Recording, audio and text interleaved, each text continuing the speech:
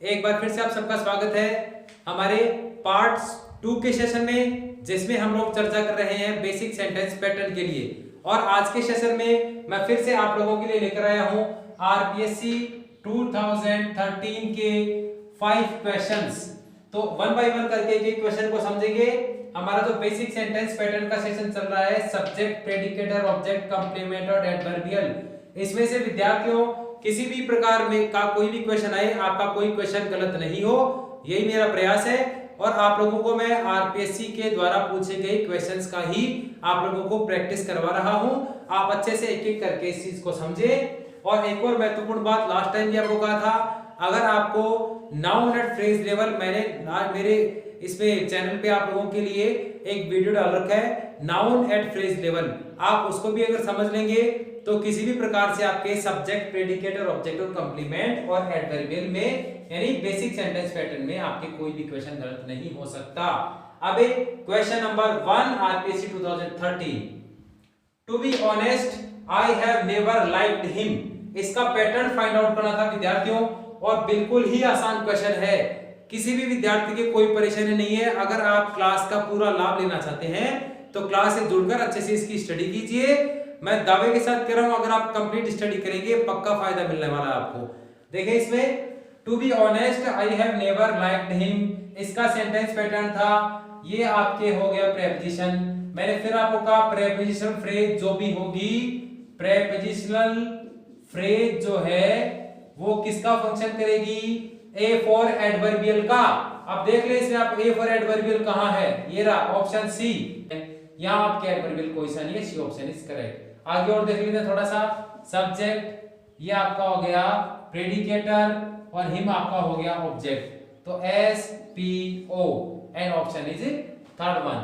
बढ़ते हैं next question की तरफ। Barking dog seldom bite is not quite true, 2013 question number 97। इसमें आपके अंडरलाइन कर रखा है दैट से लेके बाइट तक, और क्वेश्चन में आपको ऑप्शन दे रखा है दैट से लेके बाइट तक क्या है, noun phrase, adjective phrase, adverbial phrase और नन ऑफ दीज। बिल्कुल ही सिंपल है विद्यार्थियों। आप इसमें देखें कि इस दैट से लेके बाइट तक जो क्लोज आपको दे रखा है, इसमें आप फाइंड आउट करें इसके हेडवर्ड को।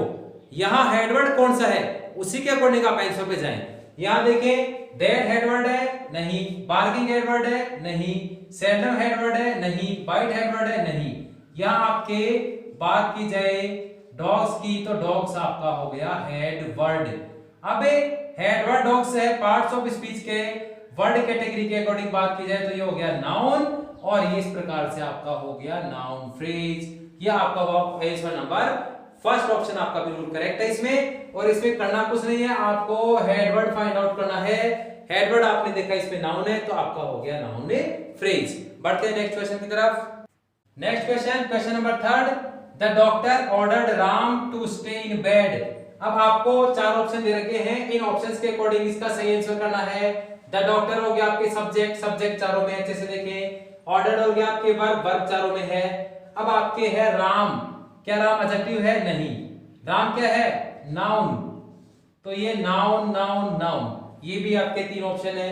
अब आपके हैं आगे इसके टू स्टे इन बेड, तो टू स्टे इन बेड क्या है, टू इंफिनिटिव है। अब ये आपका हो गया to infinitive and the correct option is B. अब ये वाला ऑप्शन सही क्यों नहीं, अच्छे से देख लें। इंफिनिटिव को we can divide infinitive into 2 parts.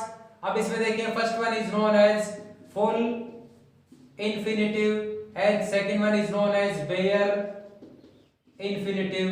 यदि बात करें फुल इंफिनिटिव की तो 2 प्लस वी फर्स्ट होगा तो आपका होगा फुल इंफिनिटिव, और यदि सिर्फ वी फर्स्ट होगा तो it is known as a bare infinitive. अब यहाँ टू इंफिनिटिव की बात कर रहा है, टू इंफिनिटिव, और ये आपका टू इंफिनिटिव हो गया to stay, 2 plus V first stay. और एक बात और अच्छे से कंफर्म कर लें, टू इंफिनिटिव की बजाय यदि आपको यहाँ ऑप्शन में दे देता फुल इंफिनिटिव तो भी ऑप्शन यही आपको करना था। अच्छे से मैं क्लियर कर चुका हूं।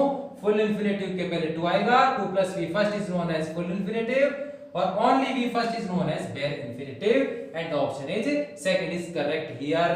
बढ़ते हैं नेक्स्ट वन की तरफ। Next question, question number 4, today even a blank sheet of paper is in danger of being considered work of art. इसमें आपको अंडरलाइन वर्ड, जितने भी अंडरलाइन वर्ड और अंडरलाइन वर्ड्स है उनका सेंटेंस पैटर्न क्लियर करना है। अब एक बिल्कुल आसान है विद्यार्थियों। एक बात मैं आपको और बता दूं, आप बिल्कुल कम समय में भी means minimum range of time में क्वेश्चन को रीड करके उसका आंसर कर सकते हैं, वो भी बिल्कुल सही अच्छे से कर सकते हैं। देखिए कैसे। अब यहाँ फर्स्ट वर्ड है हमारा टुडे। अब टुडे क्या है? टुडे किसको बता रहा है? टुडे बता रहा है आपके टाइम को। आप मुझे ये बताइए, ए फॉर एडवर्बियल किसको बताता है? या तो हाउ को, या वेयर को, और या फिर वहन को। हाउ में बताएगा ये कार्य करने का तरीका, मैनर। वेयर किसको बताएगा? प्लेस को। और व्हेन किसको बताएगा? टाइम को। अब मुझे बताइए, क्या टुडे टाइम को नहीं बता रहा? मींस ये क्या हो गया? A for adverbial. अब ये आपका ऑप्शन रहा, ऑप्शन बी इज करेक्ट। अब आगे आप इसको कंफर्म कर सकते हैं, ये आपका subject even a blank sheet of paper हो गया सब्जेक्ट। वर्ब की बात करें, इज हो गया आपके वर्ब। और ये C for complement, in danger of being considered a work of art. अब इसमें जो मैंने आपको लास्ट टाइम बताया था, इज क्या है? Linking verb. Linking verb. और लिंकिंग वर्ब जो है वो जनरली 90% तक अपने साथ क्या लेगी? सी फॉर कंप्लीमेंट। तो विद्यार्थियों, क्लास का पूरा लाभ लेने के लिए क्लास में कंप्लीट स्टडी करेंगे तो ही आप लोगों को लाभ प्राप्त होगा इसका। जैसे कि मैंने लास्ट टाइम बताया था आपको, इज लिंकिंग वर्ब जो है वो 90% सी फॉर कंप्लीमेंट अपने बाद देती है। ये सब्जेक्ट हो गया आपके, और ये आपका हो गया इज हो गई वर्ब, और ये सी फॉर कंप्लीमेंट। ये टुडे आपका ए फॉर एडवर्बियल। ये आप फर्स्ट में ही इसको देखकर और बिल्कुल मिनिमम रेंज ऑफ टाइम में इसका आंसर भी कर सकते थे। ये भी आप अच्छे से समझ लें। बढ़ते हैं नेक्स्ट वन की तरफ। And our last question is this one, RPSC 2013 question number 100। My opinion is that he will get good marks. अब बिल्कुल आसान है। ये अंडरलाइन क्लॉज इसमें आपके दैट से लेके गुड मार्क्स तक है। सब्जेक्ट का object, complement of the verb and predicate क्या फंक्शन में है। बिल्कुल ही आसान है विद्यार्थियों। जैसे कि मैंने आपको लास्ट टाइम कई बार बता दिया, इज आपके यदि लिंकिंग वर्ब की तरह फंक्शन कर रही है, लिंकिंग वर्ब की तरह यदि इज फंक्शन कर रही है, तो ये अपने साथ किसको लेगी? अपने साथ ये डिमांड करेगी सी फॉर कंप्लीमेंट की। मैंने आपको लास्ट में बताया था, इज यहाँ किसकी डिमांड कर रहा है? लिंकिंग वर्ब के रूप में इज है, तो सी फॉर कंप्लीमेंट की डिमांड कर रहा है। अब यहाँ that he will get good marks, कि वो अच्छे अंक प्राप्त करेगा, ये क्या है? ये माय ओपिनियन है। और माय ओपिनियन क्या है? माय ओपिनियन है कि वो that he will get good marks. अब आप देख सकते हैं यहाँ ये सर्कल भी बन रहा है। यहाँ सब्जेक्ट किसको बता रहा है? कंप्लीमेंट को। और कंप्लीमेंट किसको बता रहा है? सब्जेक्ट को। इसके अलावा इज यदि लिंकिंग वर्ब के फंक्शन में, तो अपने साथ क्या डिमांड करेगी? C for complement. अब यहाँ देख लें आप, complement of the verb, and the correct option is सी।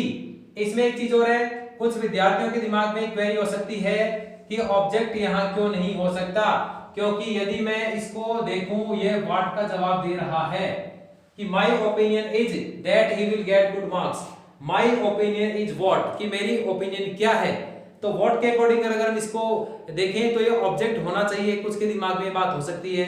तो ये बात अच्छे से क्लियर कर लें, यदि व्हाट के अकॉर्डिंग ये ऑब्जेक्ट का फंक्शन करता, तो फिर ये दोनों ही चीजें सेम नहीं होती। माय ओपिनियन बता रहा है that he will get good marks को, और ये जो क्लॉज है ये बता रहा है सब्जेक्ट को। मींस यहां सर्कल बन रहा है। यदि और व्हाट के अकॉर्डिंग मैं इसको ऑब्जेक्ट करूं तो ये सर्कल नहीं बनेगा। जबकि यहां दो रीजन है, इज लिंकिंग वर्ब की तरह फंक्शन कर रही है, मेन सी फॉर कंप्लीमेंट की डिमांड करेगी, नंबर 1। नंबर 2, यहां यदि ये व्हाट के अकॉर्डिंग ऑब्जेक्ट इसको मैं मानूं, व्हाट के अकॉर्डिंग यदि इसको मैं ऑब्जेक्ट मानूं, तो ये ऑब्जेक्ट फिर से सब्जेक्ट को ही रेफर नहीं करेगा, जिस प्रकार से कि सी फॉर कंप्लीमेंट यहां सब्जेक्ट को रेफर कर रहा है। ये सर्कल बन रहा है, ये किस में बनेगा? सी फॉर कंप्लीमेंट में। सब्जेक्ट किसको बता रहा है? कंप्लीमेंट को। कंप्लीमेंट किसको बता रहा है? सब्जेक्ट को। जबकि ये ऑब्जेक्ट होता तो यहां ये सर्कल नहीं बनता। और एक और इसके अलावा लिंकिंग वर्ब की तरह इज बिहेव कर रहा है, अपने साथ लेगा कंप्लीमेंट को, तो ऑप्शन हो गया आपके सी।